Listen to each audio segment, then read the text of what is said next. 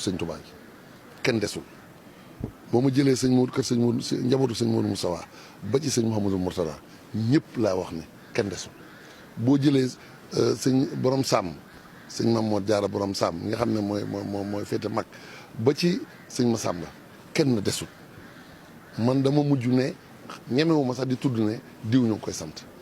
moo tax kon ci kàddu yi ma wax sëñ Fallou moom sëñ Abdou Khadre yabal gi ko sëñ bi yabal mu jiite rek moom boo ko santee santaale nga njabootu sëñ Touba gépp seex itam ñëpp ñëw nañu taalibe yi waa Touba mbokk jullit yi kenn desul kon ñun Hizbut Tarqiyyah amee nañ cant ñëpp waaye dañuy ñaan cant googu suñu borom mi nga xamante ne moo taxoon ñu di ko def mu fay leen ci lu kawe seen njort loolu moom mooy li ci am leneen li ci des rek ma ñaanaat membre yi ñu mobiliser waat ndax bisub tey bi li ko taxaw du jóg mooy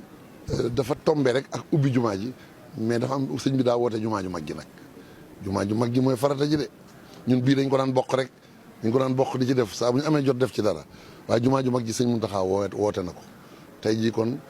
bi mu ko wooteeg léegi dañ ne ay soldaar moom kenn waru leen njëkk a jóg moo tax ñu jóg am as tuut soo xam ne dañ ko tàmbalee jox nañ ko ñeenti téeméeri millions ak ñaar yu tegal 750 millions loolu lañ ko jébbal muy